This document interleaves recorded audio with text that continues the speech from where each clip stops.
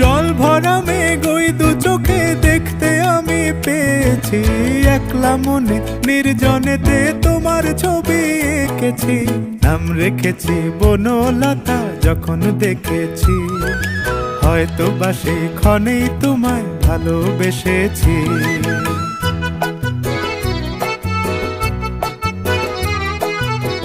বনলতা কথা হয়ো না গো কুণ্ঠিতা, বনলতা কথা হয়ো না গো কুণ্ঠিতা।